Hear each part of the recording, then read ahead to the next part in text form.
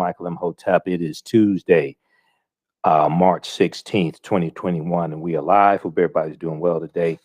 It's been a very, very busy day. Just finished teaching my online class, Ancient Kemet, the Moors, and the Ma'afa, Understanding the Transatlantic Slave Trade, what they didn't teach you in school. Ancient Kemet, the Moors, and the Ma'afa, Understanding the Transatlantic Slave Trade, what they didn't teach you in school. We deal with thousands of years of history and what led up to the transatlantic slave trade taking place. So visit our website, AfricanHistoryNetwork.com, AfricanHistoryNetwork.com for more information on how to sign up.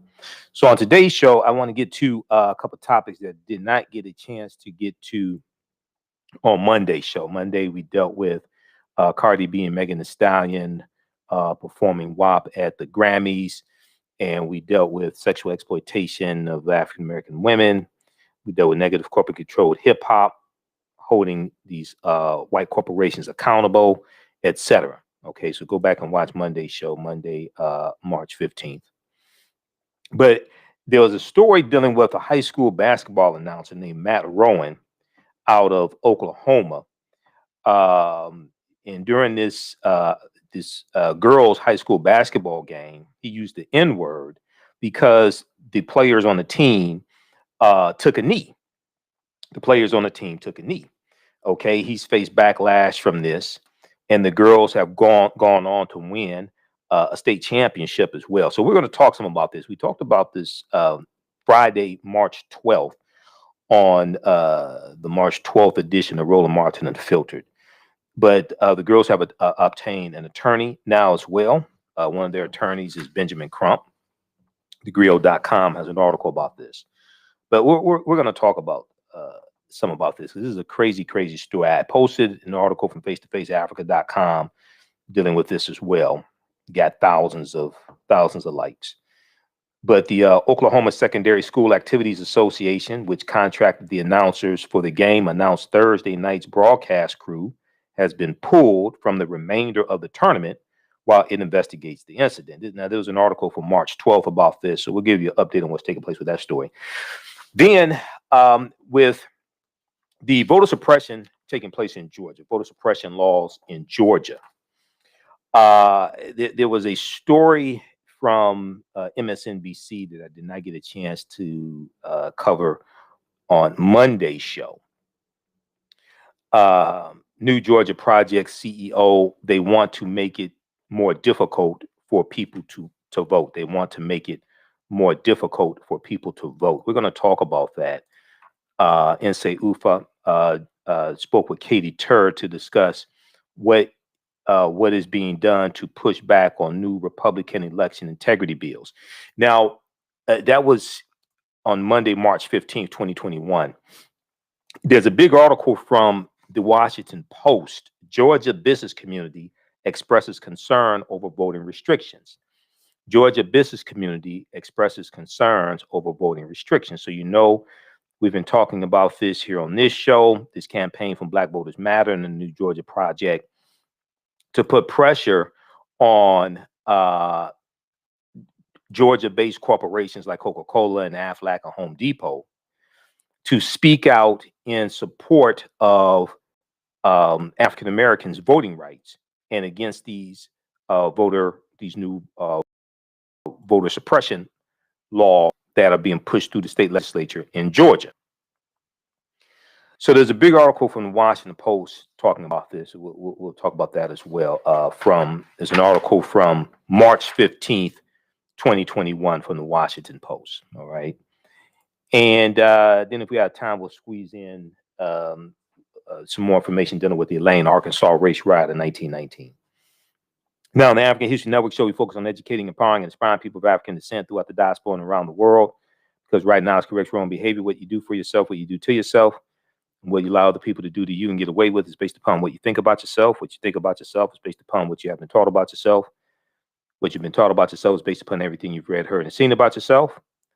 So when we control the radius of a man or a woman's thoughts, you can control circumference of his or her actions, because the mind can't do or teach what it doesn't know. Now, we deal with a number of different topics here on the African History Network show. We deal with current events and history and politics, education, economic empowerment, entrepreneurship, relationships, love, sex, health issues, and much, much more. Sign up for our email newsletter. Text the word Kemet, K-E-M-E-T, to 22828. Sign up for our email newsletter. Text the word Kemet, K-E-M-E-T, to 22828 to sign up for our email newsletter. Also, visit our website, AfricanHistoryNetwork.com, AfricanHistoryNetwork.com. You can sign up for our email newsletter there as well at AfricanHistoryNetwork.com.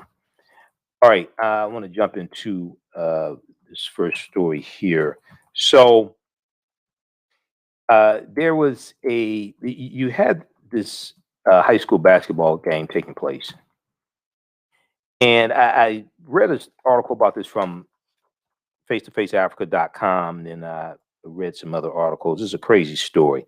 High school basketball announcer in Oklahoma called players effing N-words for nearly, he did this live on the air. The mic was hot. Okay, so apparently he didn't know the mic was hot. But he called them this for kneeling during the national anthem before game. Okay.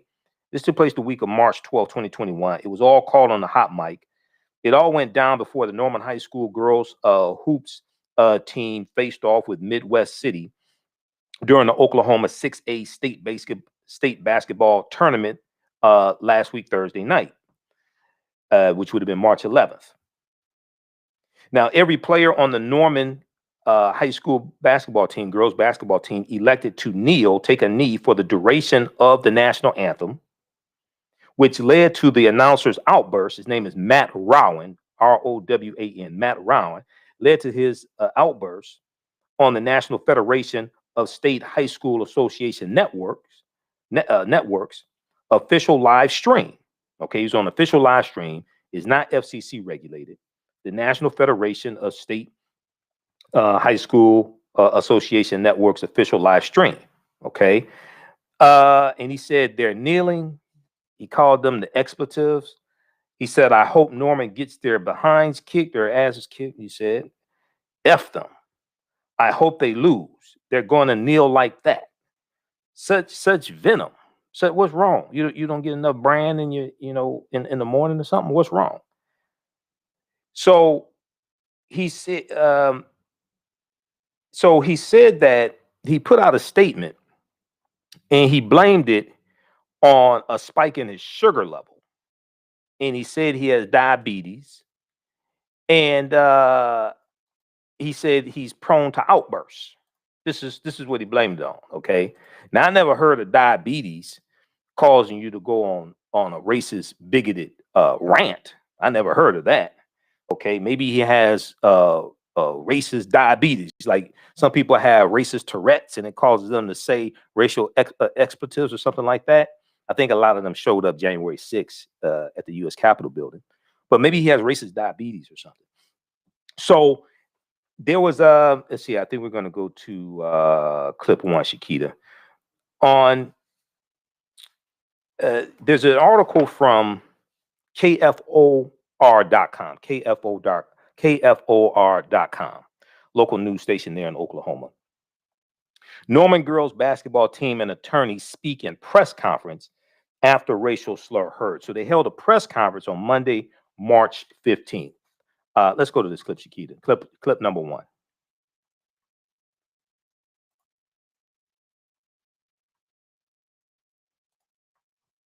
It's in the article. Take it off mute. Taking a knee and becoming the target of a racist rant. I'll always stand with and support my team. Tonight, those targeted players and their attorney are speaking out. We can forgive and we can forget, but that's after accountability. And that is where we begin at 6. That announcer blaming the racist comments on a blood sugar spike. Tonight, the team is talking about what happened. News 4's Angela Shin is live in Norman. Angela? Yeah, the attorneys say they're not taking any legal action against the announcer right now. They wanted to give the team a chance to speak out, and the attorneys praised the way they handled the situation. This was more than just a racial slur, as ugly as it was. This was the imposition of a bankrupt philosophy on these young women. An expletive and a racial slur heard on a hot mic as the Norman basketball team knelt during the national anthem. Now the state championship winners and attorneys Ben Crumb and Mike Lowe holding a press conference for the team to share their thoughts. I took a knee to stand against social injustice and racism. And when I first heard the news that our team was called the N-word, I was just in disbelief. And the broadcaster should be held accountable. Something like this doesn't happen in the future. I'll always stand with and support my team. This is a team decision to kneel, and I just want this to be a lesson to the rest of the world that there's no place for racism here. And it infuriated me to the core. Like, I don't understand in this day and age how any of those thoughts are even in heads. The attorney says they're not seeking any legal action right now against the announcer, Matt Rowan. Rowan issued an apology last Friday, saying his high blood sugar sometimes causes him to say inappropriate things.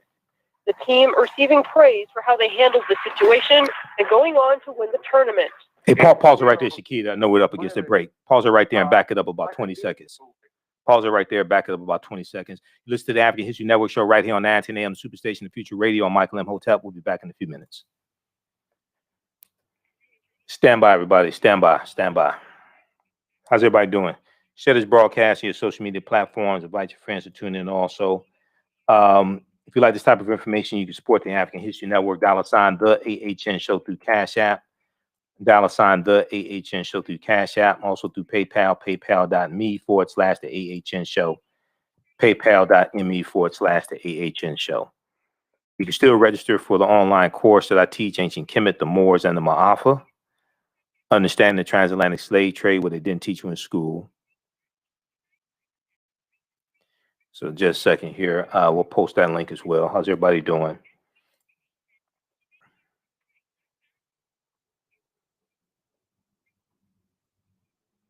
Stand by.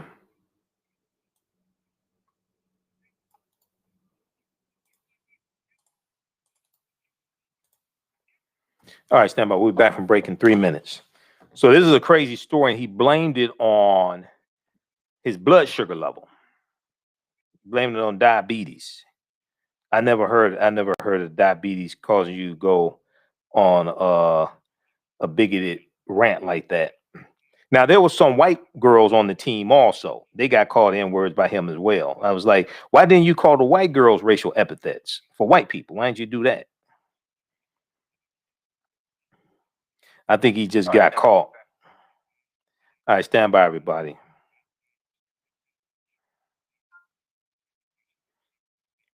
All right. It's been a busy, busy day, man.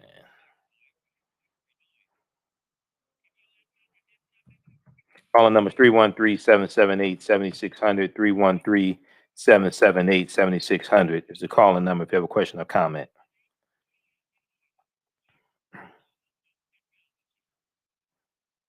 Stand by.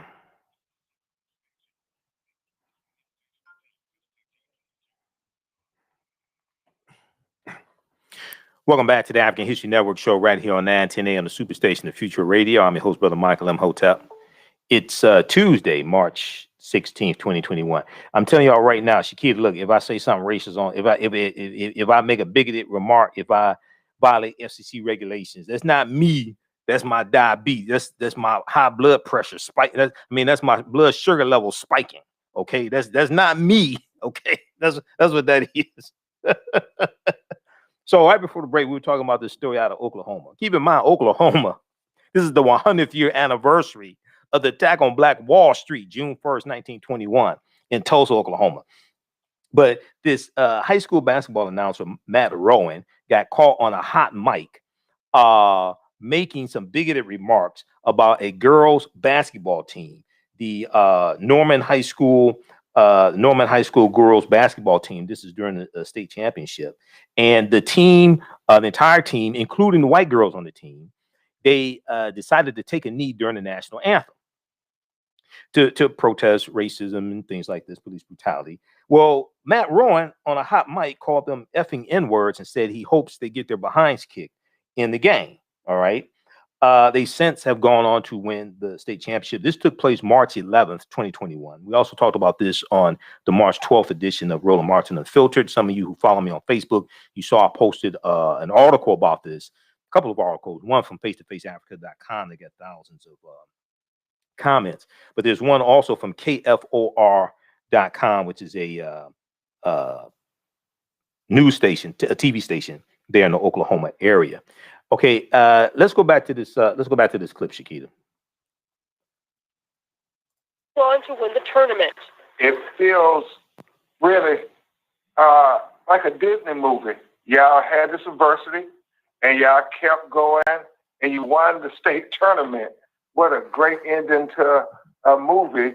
But the best special thing about this is it's not fiction. It's fact. It's real life.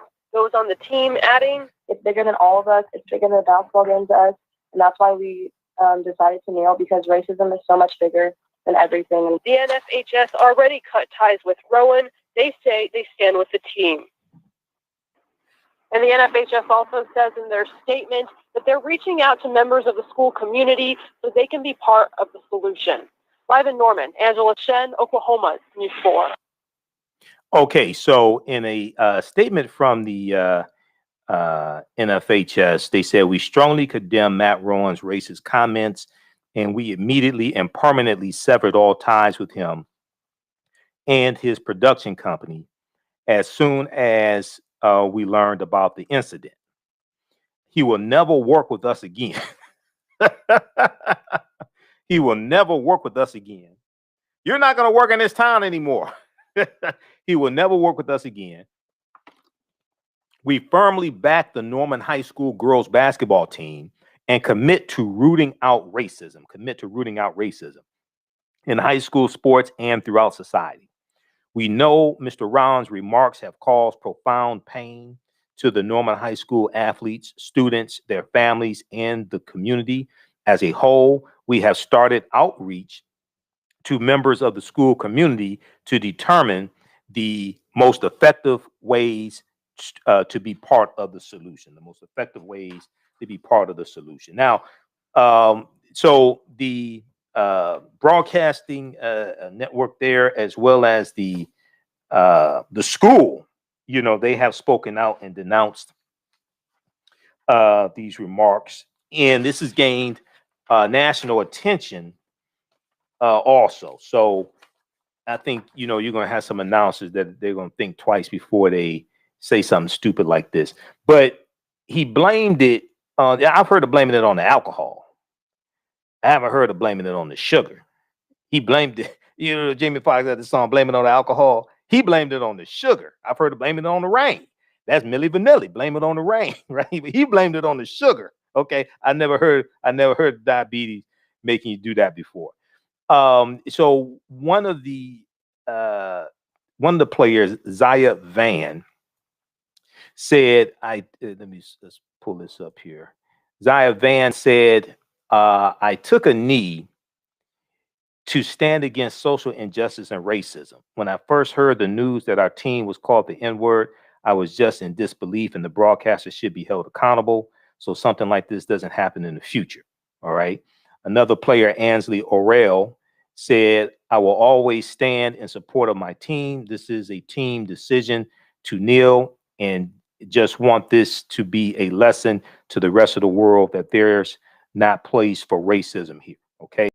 Now, we talked about this on Roland Martin Unfiltered on the March 12th edition of Roland Martin Unfiltered. We're going to go to that clip here.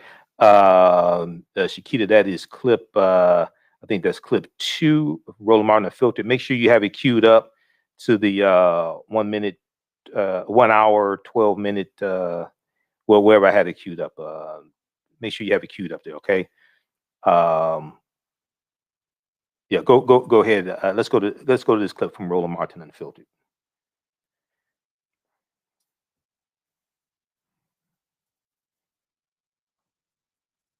You have it queued up. Take it off mute. What he was saying, he had follow-up commentary when he said, I hope that other team kicks their behind. He knew exactly what he was doing, and he is just reaching for every possible excuse to save his character. I mean, even to fact, I am not normal by ever consider myself a racist. I just regularly, use racial epithets when I don't think anyone else, public can hear me and there's not going to be any repercussions. This man has lost his absolute mind. And quite frankly, the response by the NFHS is concerning too. We don't know how they found their way into our network. Are you doing anything to prevent these types of individuals hold the positions that they do? I'm over the whole situation. Michael? Roland, I don't think he suffers from diabetes. I think he suffers from liabilities. That's what he suffers from, liabilities, because he's lying. Well, first of all, Roland, I think this is FCC regulated. The broadcast, their broadcast of the games. I think it's probably FCC regulated. No. It was a live stream. The FCC only regulates over-the-air broadcast. We have to have over the air. Okay. FCC, like for instance, FCC doesn't license cable network. They don't license this show. None of these go under FCC. Go under the FCC at all. Well, I was just wondering because my radio show is on an FCC regulated station. That's a terrestrial radio station that requires an FCC license to broadcast. Right, I understand. Now follow me where I'm going though. And when you used to do your show, when I used to guest host, you were FCC regulated. But even though this isn't, if he has a history of having low sugar and prone to say anything, why is he on the air in the first place? If he has a history of saying that, because he said sometimes when my sugar goes low, I'll say things that are crazy. But the other thing is this kind of reminds me of the whole Don Imus nappy hated H's thing, and Don Imus said that on the air and got eventually taken off the air. But were all the team members that took a knee black? Were there some white team members? Could be. Okay, I'm just wondering why he ain't called them a racial epithet for white people, just black people, because the white people took a knee possibly as well. But once again, this goes back to I call it the white national anthem. People call it the Star Spangled Banner. I call it the white national anthem because it's read by Francis Scott Key, September 14th, 1814. He was a white supremacist slave owner who thought African people were mentally inferior. So, yeah, okay, I think he has diabetes, and I personally want to have a conversation with Matt Rowland. I want to ask him, why do you take such offense at people taking a knee to protest against police brutality and racism? They're not protesting against the Star Spangled Banner, just like Rosa Parks didn't sit on the bus to protest against the bus. She was protesting against segregation. So why are you so offended by that? Okay, pause right there, Shakita. Pause right there. Pause right there. Stop it right there. All right, because he's about to rolling it was about to violate FCC regulations by his next comment. So, all right. So this is a crazy story. Now on MSNBC on Saturday morning, on the show with Candace Gibson and who's the woman that's co-host now. He used to have his own show by himself, but now they put him with a white woman. So okay, but anyway, but Gibson and Riser on NBC. They spoke with some members of the Oklahoma high school girls basketball team. We're going to go to clip. I think this is clip 2, Shakita. Oklahoma high school girls basketball team wins state title days after announcer uses racist slur. So these girls got revenge, right? Days after Norman High School girls basketball team was subjected to racist slurs for kneeling during the national anthem. The team went on to win the state championship and ending their season undefeated. Senior basketball player Kelby Washington, followed by Coach Mike Neal, discussed their initial reaction to the racial slurs and winning the championship. Let's go to this clip.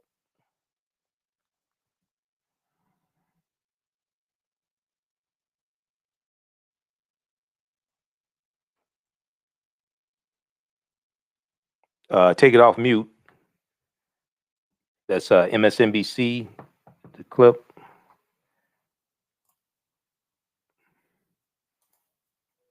Republicans have unveiled a wave of restrictive election proposals in the name of voter integrity. More than 2 dozen bills That's not that clip.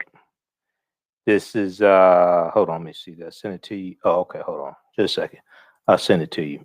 That's the wrong one. That's from Katie Tur. Hold on, I thought I sent that to you. Because I have it here on my rundown sheet. So just a second. I'll send this to you and we'll go to this clip here. So this is from March. This is from Saturday, March. This would be Sunday, March 14th, on MSNBC. So they won the championship. They get revenge on Matt Rowan, calling them out of their name, calling them a racial epithet for taking a knee. Let's see. Okay, I just sent it to you. Just press play when you have it queued up. Just press play. So now, thegrio.com has an article about this as well. Oklahoma high school basketball team say announcers' racist comments were heartbreaking. Civil rights attorney Benjamin Crump has teamed up with the young women to help them address the incident. Okay, so they have obtained Benjamin Crump, and they have one other attorney as well. Now, the Thursday, Norman High School girls basketball team found themselves thrust into the national spotlight after a broadcaster publicly made racist comments ahead of the team's quarterfinal game. All right. Now, despite Matt Rowan's wishes, the Norman High School girls basketball team, known as the Tigers, went on to victory in the Oklahoma 6A state championship, capping off their 19-0 perfect season. Way to go, ladies. 19-0 perfect season with a win, 48-37 win over Bixby on Saturday, March 14th. Now, Sunday, the WNBA Players Association released a statement congratulating the team and showing support in the face of the unexpected controversy. Now, the WNBA said, and we'll get this pulled up also. Let's pull this. Do we have the clip ready?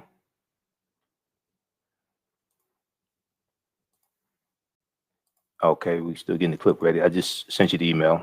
Check it out.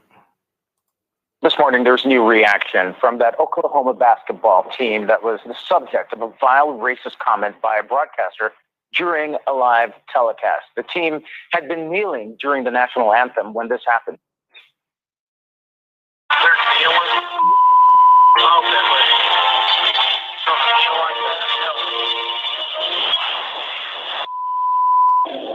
Well, the racist incident and the announcer's excuse sparked national outrage, but the Norman High School girls basketball team did not let it stop them. They went on to win the state championship yesterday, defeating their opponents 48-37. Look at that celebration. And they ended their season undefeated. We are so happy to have a member of the team with us this morning. Kelby Washington, good morning. How are you? Good morning. I'm good. How are y'all? Good. How do you feel? How does it feel that you and your team won this championship? You know, it's an awesome feeling, especially just being with these group of girls. Like, you know, we shared a lot of memories during preseason and everything. So just to finish off with the win is just an amazing feeling. When did you guys find out what had happened during that kneeling process and the national anthem? So we played, and of course we didn't hear it because it was just like on the network thing. But we just heard it out. Like I was with Shantae and Aaliyah. We were just getting treatment, and Coach Neal showed us it and like what he was saying, and we were just kind of like in shock. Like it was just like wow, like someone could really just think that way and just say that. And so we were just kind of like really upset about it, and just feeling a little weird about the whole situation and how someone can just say that. Kelby, we're going to bring in your coach now, Mike Neal. Mike, good morning to you and congratulations on you and your team's win. And when you found out about this announcer who said those things about your teammates, the girls that you support and that you coach every day, what went through your mind? Just extreme shock. I just wanted to make sure our girls were protected and have them focus on nothing but basketball and the camaraderie of what comes with playing with each other. So But we have a great group of girls, and they're battle tested and they're tough. So, all the praise goes to them for how they handled it. And of course, Coach, not only did the announcer use that racist slur, he also hoped that the team would lose because they were kneeling. Has he reached out to you? I know he apologized, claiming that that it was the racism was a result of his diabetes. I didn't know that was one of the side effects of diabetes, but okay. No, sir. He did not reach out to me. These girls were not focused on anything that was negative during the course of the playoffs. And when they heard that, it really didn't derail them. They were just only concentrated on themselves, the things that they stood for, which are love and inclusiveness, togetherness, and just being together. So whenever they heard that stuff, it only just highlighted the things that they were already going through as a team. Kelby, quickly before we let both of you go, we only have a few seconds before we have to go to break, but you and your teammates were kneeling as part of this conversation about racism and the national reckoning, only to have this happen. Did that prove to you how far we as a society still have to go? It really does. I think that it was just very impactful to me and my team that racism is still a thing and it's still going on. And, I'm just really blessed and thankful that I get to, fight this with these group of girls and just make an impact on other people. So, I mean, even though it's a negative experience, I think it also has a lot of positives to it. Coach, really quickly, I got a few seconds. Do you forgive that broadcaster when he says that it was because of diabetes? Absolutely. That's not here to talk about anything that's negative, especially when we all fall short in the glory of God. But, we're all human. We all make mistakes. We all have to grow and learn no matter how old we are. So absolutely forgive them. And I hope the others out there do the same thing. I know it can be hard at times, but if we're going to be an example, that's where it starts. And I hope he can be a little bit better in the future. And I hope we can be better as people. Wow, that's quite a message. Kelby Washington, just incredible, taking the high road through and through. Congratulations on your state championship, and thank you for sharing your win with us. Okay, so that was from MSNBC. That's from Gibson and Candace Gibson and Gibson and Riser. Okay, brother used to have his own show, but now they got him as a co-host. So. All right. But anyway, so if you look at this article here from the Griot, and then we're going to switch over and talk about Georgia. Oklahoma high school basketball team announcer says racist comments were heartbreaking. A couple of things I wanted to hit on here. So this past Sunday on the 14th, March 14th, the WNBA Players Association released a statement congratulating the Norman High School basketball team, girls basketball team, and showing support in the face of their unexpected controversy, the Tigers, okay? The Tigers, Norman High School girls basketball team known as the Tigers. The WNBA Players Association said to our young sisters, the future stars of our sport and rising leaders of this country, we cannot let another day go by without you hearing from us. You demonstrated great courage and conviction in your decision to take a knee for justice. You clearly love this country and desire that it loves you back. We are with you. You have our support. All right. Then there was so Monday on March 15th, the young women broke their silence by confirming that civil rights attorney Benjamin Crump, whose high-profile clients include the families of Ahmaud Arbery, Breonna Taylor, George Floyd, Jacob Blake, would be representing them in the matter. Now, Benjamin Crump said in the clip obtained by TMZ, we're demanding that they who regulate the state tournament and all athletic sports in the state of Oklahoma will publicly condemn this racist, terrible, nefarious, awful language directed at these young ladies for taking a stand. And then Zaya Van, one of the black players on the team, via video, said, "I took a knee to stand against. I took a knee to stand against social injustice and racism. And when I first heard the news that our team was called the N-word, I was just in disbelief, and the broadcasters should be held accountable so something like this doesn't happen in the future." Quote, "Choosing to kneel was something that was a team decision. We all decided to do it," said one of her white teammates, who also spoke out via Zoom. Quote, they are all of my best friends. They are all of my best friends. And no matter what happens, I'm always going to stand by them and stand with them against racism." Okay. Now, after realizing his words had been heard by the public, Matt Rowan, Rowen, it appears, Matt Rowan later responded to the backlash by apologizing for his language, noting that he has type 1 diabetes. He claims he loses his ability to censor himself when his blood sugar gets too high, and that's what was responsible for his lack of candor that evening of the game. Why are you broadcasting, even on a live stream? If you lose your ability to censor yourself because of type 1 diabetes, okay, one, I didn't know that was a side effect of diabetes. I have relatives in my family that had diabetes. They never went on a tyrant like that. Okay. Why are you in broadcasting? I just find that this is maybe has he produced any evidence showing that he has diabetes? Did he choose if he doesn't have diabetes, did he just choose diabetes as a disease because a lot of African Americans have diabetes? You know, it'd be funny if he said, "I have rickets. So rickets causes me to say to not be able to censor myself." Or "I have Lou Gehrig's disease," because like 94% of the people that have Lou Gehrig's disease are white men. "I have ALS." He didn't say that. He chose. He said he has diabetes, and a lot of African Americans have diabetes. I just find that very interesting. I don't know if it's a coincidence or if he's telling the truth.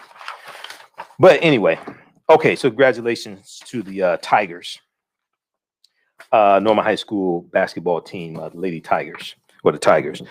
Let's go to this next story here. So I've been talking about the what's going on in Georgia and the fight against the voter suppression, these voter suppression laws in Georgia. So we know there was an article from CNBC.com that I talked about on my Sunday night show. I've been dealing with this for the past 3 weeks or so now. We've been talking about on Roland Martin Unfiltered. I'm a panelist each Friday on Roland Martin Unfiltered. So follow Roland on Facebook at Roland Martin on Facebook, and Roland, I think it's Roland S. Martin on YouTube.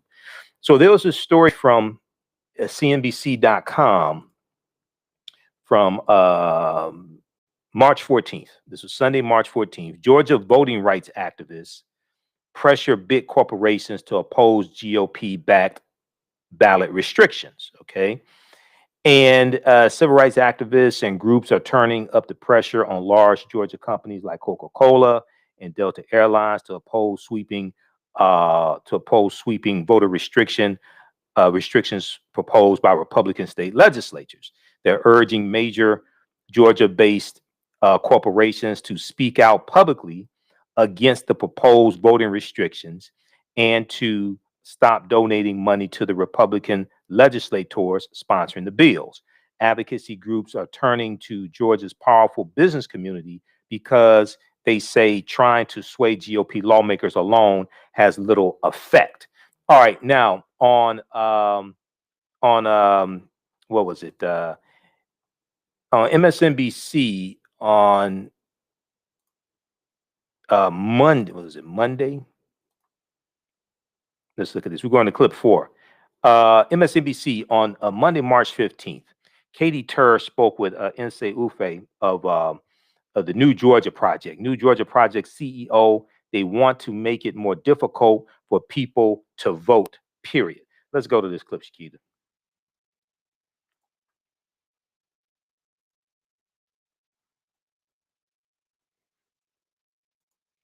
Take it off mute.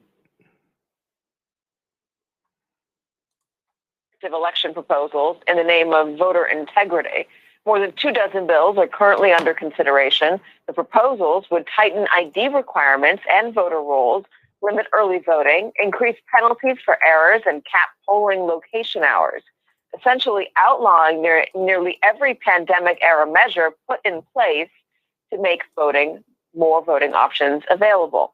Texas is not alone. More than 250 laws have been introduced in 43 different states by Republican lawmakers, according to the Brennan Center. Today in Georgia, civil rights and activist groups are rallying against dozens of Republican-backed bills making their way through that state's legislature. Bills critics say that would amount to the greatest effort to reduce ballot access since Jim Crow.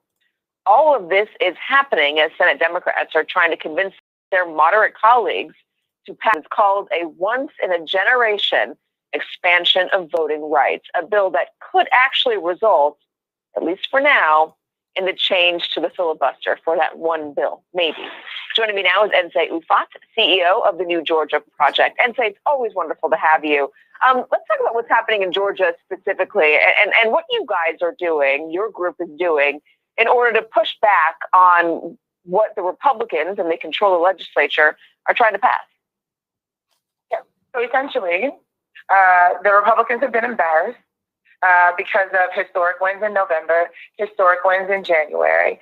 And instead of focusing on how to meet the needs of Americans, how to meet the needs of Georgians so that they can run and win elections, they've decided that they want to make it more difficult for people to vote, period. So that's what we're seeing. We're seeing almost 50 bills in the Georgia state legislature, similar to what's happening in nearly 40 other states. We're seeing a limit on drop boxes. We're seeing a limit on no excuse absentee voting, which was critical during the 2020 election cycle because it was one of the safest ways that most Georgians had to vote, safe in terms of managing their exposure to COVID, and safe in terms of having a paper trail because of Georgia's long and recent history of voter suppression. And so they're desperate. And instead of moderating their position and, again, doing the people's work, to meet the needs of the American people, they're deciding to break the elections infrastructure in our country to hold on to power. It's desperate. Let us just add that no voting fraud was found, at least not voting fraud that would change the election in Georgia, not significant in any way. Let's talk about what voting rights activists and groups are doing to pressure big money, big corporations on this. What are you saying to groups like Coca-Cola, to Delta, et cetera, about what they can do to help the cause to make sure more people can vote? So we have a history in this country of corporate actors, corporate citizens, if you will, dragging this country to where it needs to be. And so, Georgia, as our governor likes to say, is the number one place to do business. We have Coca-Cola, we have Home Depot, we have UPS, we have several large corporations, AFLAC, who spent 2020 talking to Georgians about how important it is to vote, about the right to vote. We just lost our dearly departed Congressman, John Lewis, and people mourned him and eulogized him with billboards and ad campaigns. And now that the right to vote is being attacked very clearly, very directly, and particularly very targeted and aimed at Black voters and brown voters and young voters, they're silent. And so we are trying to draw a very bright line in this moment. Which side are you on? Are you on the side of freedom and democracy, or are you on the side of these Republican lawmakers who are trying to make it more difficult to vote? We are asking for them to immediately stop funding these legislators who support voter suppression, who are pushing these voter suppression bills. We are asking them to vocally and forcefully condemn these anti-voting bills that are being introduced in the Georgia legislature and elsewhere. And then we're asking them to do what they can to make sure that their customers, that the hundreds and thousands of Georgia voters who are their employees know where they stand when it comes to the freedom to vote.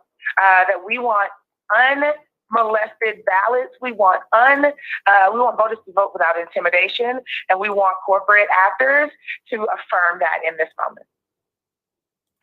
And according to reporting on Sunday, the Georgia Chamber of Commerce, whose members include many of the companies that we were just talking about, Coca-Cola, Delta, UPS, Home Depot, expressed concern and opposition to those restrictive clauses in 2 Republican bills. Let's also note that H.R. 1 has passed the House. The Voting Rights Act has passed the House. It now goes to the Senate. And this may be the one issue where some moderate Democrats relent and agree to suspend the filibuster for this one issue. We're going to follow that. And Sayed Ufat, please come back and keep talking to us about this. It is such an important issue. A moment ago. Okay, so that's from MSNBC, Katie Tur. That is from Monday, March 15th, 2021. New Georgia Project CEO. They want to make it more difficult for people to vote, period. So there was we have a picture of Nsé Ufa. There was an article from the Washington Post from Monday, March 15th also, okay? And this is an important article that ties into this. So this whole protest movement, Black Voters Matter, Latasha Brown and Cliff Albright, New Georgia Project, Stacey Abrams, and Nsé Ufa, others, this is gaining steam. I'm seeing more coverage of this. If we look at this article here from Washington Post, Georgia business community expresses concern over voting restrictions. Civil liberties groups are ratcheting up pressure on major corporations based in Georgia, including Coca-Cola, Aflac, Delta Airlines, and Home Depot. And we'll scroll down here, including Coca-Cola, Aflac, Delta Airlines, and Home Depot, and UPS, to oppose a Republican-led effort to make it harder to vote in the Peach State, in the state of Georgia. Now, this is an example of leveraging our economics to enforce our politics, leveraging our economics to enforce our politics. I've talked about this a number of times in the past. When I did a 4-hour lecture back in about 2016, I think it was, dealing with redistributing the pain. And this is something Dr. Claude Anderson talks about. He was one of my teachers, and I've talked about this with him before in the past. This is an example of leveraging our economics to enforce our politics. Now, it's a continuation of a dynamic that emerged after the January 6th insurrection, when a violent mob stormed the U.S. Capitol. Okay, we're out of time here on 910 AM Superstation WFDF. Those watching on our Facebook fan page, the African History Network, and my YouTube channel, Michael M. Hotep. Keep watching. We'll keep broadcasting. Stay tuned for Democracy Now! We'll talk to you tomorrow night. Right now, it's correct wrong behavior. It's not over till we win. Wakanda forever. Talk to you tomorrow. Peace. Okay, we'll go for a few more minutes here, here on Facebook and YouTube. So it's a continuation of a dynamic that emerged after the January 6th insurrection, when a violent mob stormed the U.S. Capitol on the erroneous belief that widespread voter fraud handed the 2020 election to Joe Biden. Facing intractable opposition from lawmakers determined to restrict voting, voting rights advocates are taking their cases directly to Republican lawmakers, allies in the business community. On Friday, March 12th, the advocates scored a win when the Georgia Chamber of Commerce issued a statement expressing concern and opposition to the measures under consideration in the Georgia State Legislature, which would end no excuse absentee voting. It would end no excuse absentee voting, limit early voting hours, restrict drop boxes for mail ballots, and curtail early voting on Sundays. Or souls to the poll voting. Now, last week, Friday, I think it was, it had been March 12th, there was a full-page ad that Black Voters Matter took out they took out a full-page ad in the Atlanta Journal-Constitution. Yeah, that was last Friday. Let's look at this ad here. We talked about this on our Sunday show. And last Friday, Roland had Latasha and Cliff Albright on from Black Voters Matter on Roland Martin Unfiltered. So I shared a couple excerpts of that interview, and then he went to his panel. So I talked about it as well on his show. We won't patronize these companies. So this is the full page ad that they took out in the Atlanta Journal-Constitution. And this is taking place around the 56th anniversary of Bloody Sunday, March 7th, 1965. Protecting voting rights in Georgia. This week marks the 56th anniversary of Bloody Sunday that led to the passage of the Voting Rights Act in 1965. However, the Georgia State Legislature,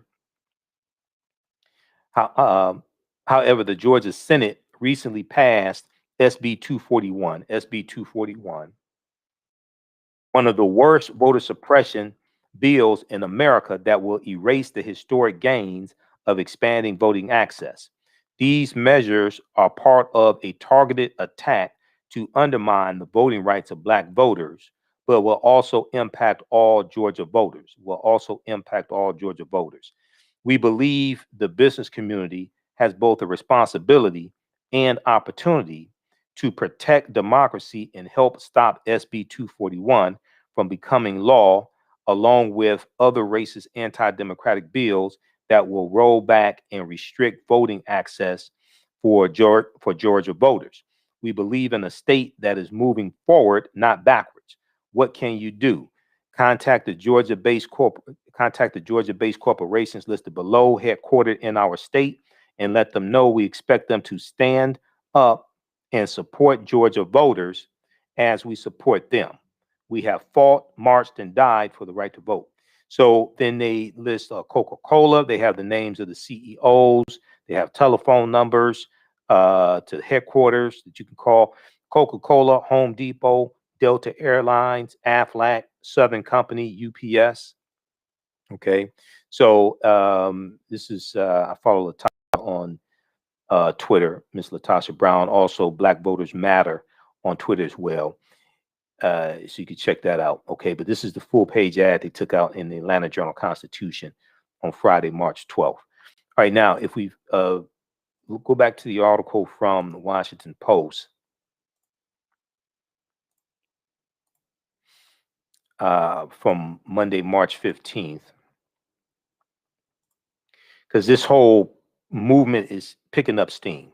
On Friday, the advocates scored a win when the Georgia Chamber of Commerce issued a statement expressing concern and opposition to the measures under consideration in the legislature, which would end no excuse absentee voting and some other things as well. Now, representatives from Coca-Cola and Home Depot told the Washington Post that their companies are aligned with the chamber's comments, but the activists want the chamber's individual member companies to do more, and they say the state's Black voters who make up 30%. They say the state's Black voters who make up 30% of the state's voting electorate have billions in collective spending power and are watching. Now, there was a post from Black Voters Matter back on March 4th. Okay, I showed you this before. We talked about this on the show as well. This is on their Twitter page.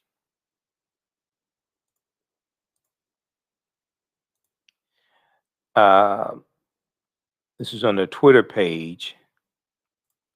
And it says the day for lukewarm statements from corporations is over. Black voters who invest over $106 billion in the state of Georgia want corporations in Georgia to act by using their influence to stop these anti-democratic and racial discriminatory bills. Okay, so they call them out here, and they're talking about African Americans who spend $106 billion in the state of Georgia. So this is leveraging our economics to enforce our politics. Now, let's flip back over here.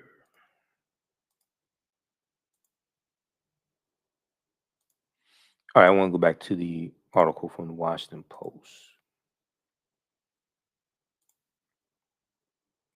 Okay, so the Georgia bills, HB 531 and House Bill 531, Senate Bill 241, are part of a nationwide GOP-led effort to restrict voting. More than 250 pieces of legislation with implications for tens of millions of voters have been proposed in 43 states, potentially ushering in the most sweeping contraction of ballot access in the United States since the end of Reconstruction, potentially ushering in the most sweeping contraction of ballot access in the United States since the end of Reconstruction, according to a Washington Post analysis. Now, Stacey Abrams, a Democratic power broker in Georgia, called the bills racist and likened them to Jim Crow in a suit and tie. Critics say Black voters would be especially affected by limits on early Sunday voting, which has long been key to Black churches' get out the vote efforts, colloquially known as souls to the poll voting. As the bills advance through Georgia's legislature, the state's voting rights advocates have called on the business community to oppose them. Civil liberties groups have taken out full-page ads in the Atlanta Journal-Constitution, calling on major corporations headquartered in Georgia to protect democracy by opposing the bills. The Service Employees International Union, the SEIU, and Progress Georgia recently began running digital ads targeting corporations, targeting the same companies, and highlighting the spending power of African Americans in Georgia. This is what you do. This is how you push your political agenda after the election. You have all these people saying, okay, so now you vote them in the office, how are you going to hold them accountable? This is how you do it. If you don't know that, that means you haven't done the research. And it also means you listen to the wrong people too, just to throw that out there as well, if they're not telling you this. Quote, Georgia is backsliding toward a twisted electoral system built on suppressing and manipulating Black votes. Georgia is backsliding toward a twisted electoral system built on suppressing and manipulating Black votes, said Black Voters Matter founders Latasha Brown and Cliff Albright in a statement announcing the group's campaign. This is not only blatant voter suppression, it's an act of retribution against Black voting power. Because what Republicans are doing is pushing the lie of widespread voter fraud, pushing the lie of a stolen election to then implement these voter suppression laws so they can stay in power and suppress African-American voters, Hispanic voters, and win more elections, as opposed to them appealing to the African-American community, talking about how good their policies are for us and things like this. No, they're just going to suppress your vote. This is what they're doing. Okay. Now they said, no, we're just going to suppress your vote. We're not going to try to win your vote. We're not going to try to earn your vote. We're just going to pass these bills to suppress your vote to make it harder for you to vote. And what's interesting when you look at the no excuse absentee voting in Georgia, that bill passed the Republican-controlled state legislature in 2005. Republicans have been using that for 15 years. When African Americans start really using it and winning in 2020, in the November 3rd, 2020 election, getting Joe Biden elected, and then winning the 2 Senate seats in Georgia, now all of a sudden, Republicans want to change the law that they've been using for 15 years to win elections. Now they want to change. Now that we learn the law and start using no excuse absentee ballots to win, now Republicans who've been using it for 15 years to win, now they want to change the law.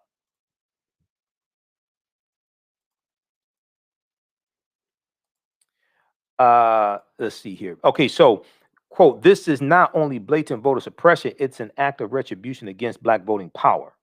Black voters in Georgia are widely credited with tipping the scales toward the Democratic candidates in the January runoff election that decided partisan control of the Senate. This would not be the first time Georgia businesses have been called on to take sides in a political fight.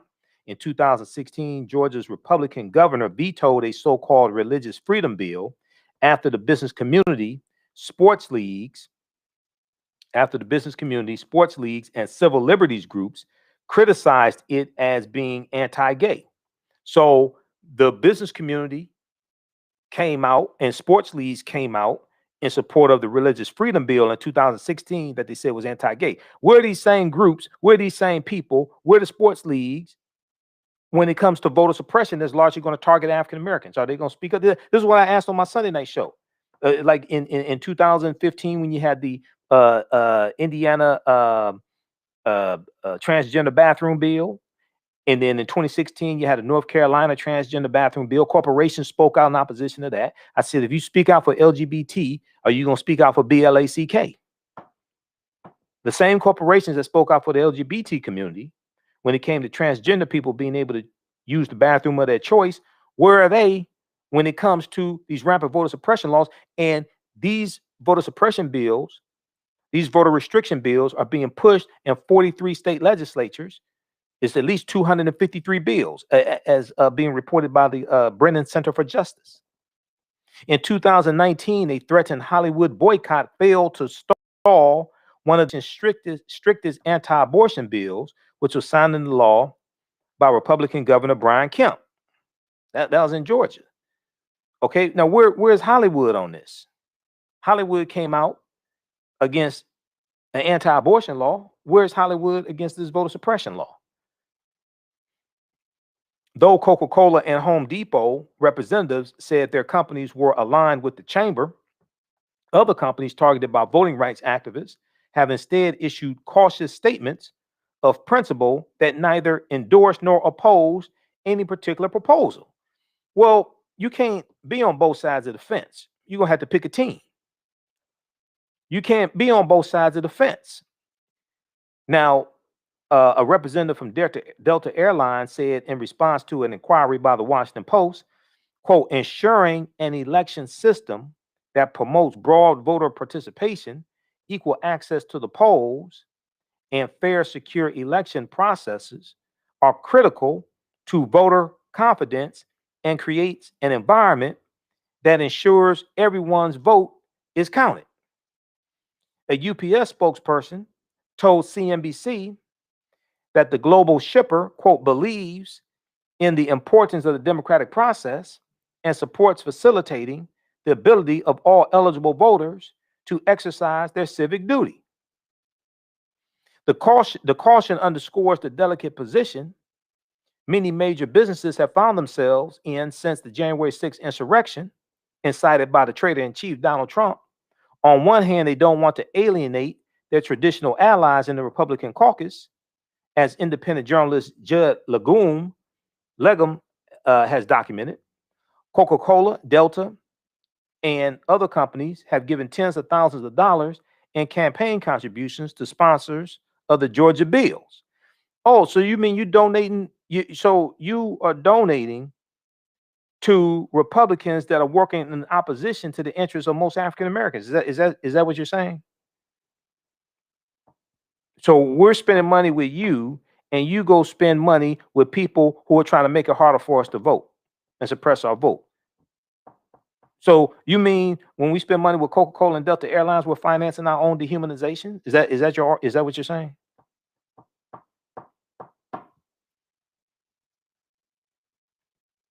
Supporters of the voting restrictions in Georgia and elsewhere cite false claims of widespread voter fraud during the 2020 election as proof of their necessity. So Coca-Cola and Delta.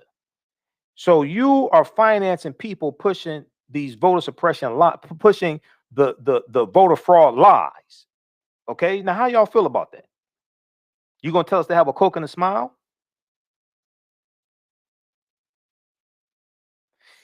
Supporters of the voting restrictions in Georgia and elsewhere cite false claims of widespread voter fraud during the 2020 election as proof of their necessity. So they're claiming a huge lie to then implement voter restriction laws that make it harder for us to vote and allow Republicans to win more elections.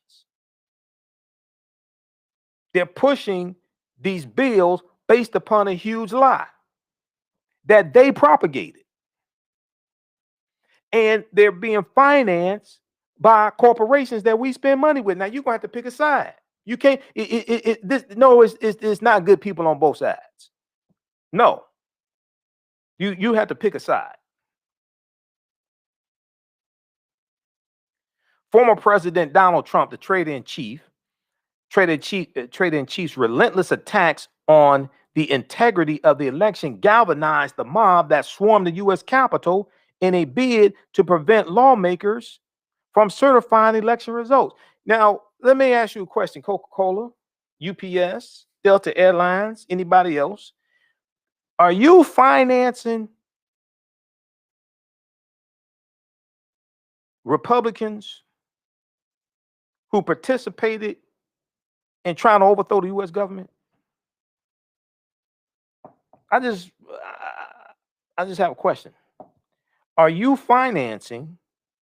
supporting Republicans who help to instigate an insurrection to overthrow the U.S. government?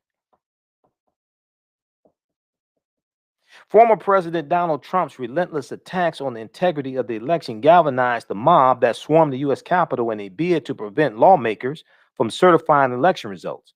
The riot resulted in the deaths of one police officer and 4 others, but there was about 140 police officers who were injured.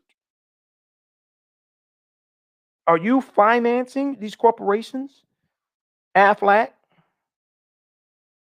Coca-Cola, Delta Airlines.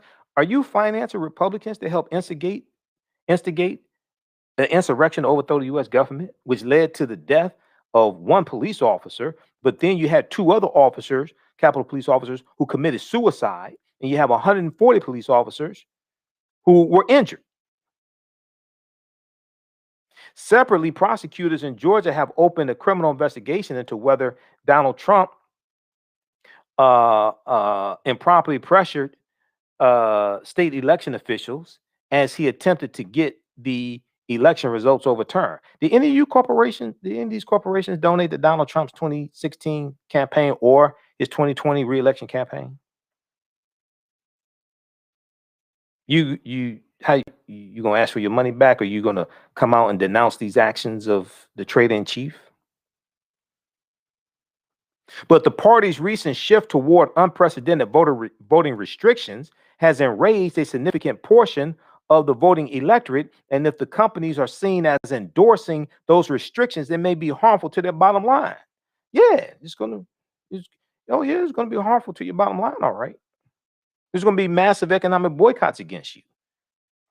These corporations talk a big game about racial justice because a lot of these corporations put out statements during the protests in the summer 2020 around the killing of George Floyd. They put out statements and they may have donated money to Black Lives Matter and things like this, right? Well, but where are you now when these rapid voter restriction laws are being put in place and the basis for them is a blatant lie?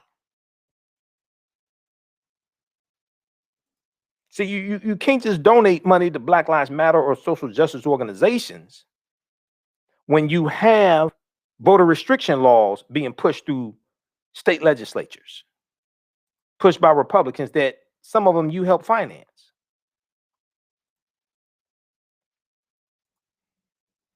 Quote, these corporations talk a big game about racial justice, said SEIU's Chris Ballman in a statement. But if the companies that profit from Black and brown people claim they back all Georgians, then they have to show up now when it counts. They have to show up now when it counts. Now, after the publication of this story, a representative from Home Depot clarified that being aligned with the chamber doesn't mean they're opposed to the proposed voting restrictions. The headline and some wording within the story has been updated to reflect this. Home Depot clarified that being aligned with the chamber, the Georgia Chamber of Commerce, does not mean they are opposed to the proposed voting restrictions. So, Home Depot, are you saying that you're all right with the proposed voting restrictions? You're gonna have to pick a side. We'll pick a side. We'll go to Lowe's and say the hell with you. You have to pick a side. You can't be on both sides of the fence here. There's not good people on both sides. No, it's not. All right, read the rest of this article here. We'll keep you up to date on what's going on with this. We'll probably talk about this Friday on Roland Martin Unfiltered again when I'm back on. Georgia business community expresses concern over voting restrictions. Well, what the hell are you going to do about being concerned? That reminds me of Susan Collins, of senator from Maine. She's always disturbed and concerned, but then votes along with policies of Donald Trump, and then voted to acquit Trump in 2 impeachment trials. She's always concerned, but then votes right along with Donald Trump. All right. If you like this type of information, also you can donate to the African History Network. You support us. $, the AHN Show through Cash App. $, the AHN Show through Cash App. Also through PayPal. PayPal.me/the AHN Show. PayPal.me/the AHN Show, or at our website, AfricanHistoryNetwork.com. Click on the yellow donate button. We're 6 days a week. This helps us keep doing the research, stay on the air, keep broadcasting, pay some of the bills, etc. Monday through Friday, 11 p.m. to 12 midnight Eastern Standard Time on 9:10 a.m. to Superstation WFDF, and here on our social media platforms. Follow us on our Facebook fan page, The African History Network, The African History Network, our YouTube channel, Michael M. Hotep. Turn on notifications so you know when we go live. And then also, we're on 9:10 a.m. Superstation, and then we keep going on our social media platforms for a little while longer. All right. Visit our website, AfricanHistoryNetwork.com as well. All my DVD lectures are there, digital downloads, etc. We have to get out of here. You can still register for the online course that I teach, Ancient Kemet, the Moors, and the Ma'afa, understand the transatlantic slave trade, what they didn't teach you in school. We deal with thousands of years of history and what led up to the transatlantic slave trade taking place. As soon as you register, you can watch the class that I did today. It's an 8-week, 16-hour online course. We're going to end up doing 9 weeks. I'm going to have to add an additional week. It's a 9-week, 16-hour or 18-hour online course. We deal with thousands of years of history and what led up to the transatlantic slave trade taking place. We deal with the 800-year occupation of Europe by the Africans known as the Moors. We deal with ancient Kemet, ancient Egypt, and deal with like a chronology of history of what led up to the transatlantic slave trade taking place. We do the classes live Tuesdays, 8 p.m. to 10 p.m. Eastern Standard Time, and all the sessions are recorded also. Okay, so you can join us in online in class. You can ask questions in class through the live text chat, and then all the classes are recorded, so you can go back and watch them over and over again. Anything that you've missed. Okay. So the class is regularly $130, on sale $80. You can also use it for children. I would say it's like PG-13. But we have book references. I do a PowerPoint presentation. We have video clips, articles that I reference. So it's a ton of information. All right. So you can register for that as well. We have to get out of here. Remember, right now, it's correct wrong behavior. It's not over till we win Wakanda forever. We'll talk to you tomorrow night. Peace. Thanks for tuning in.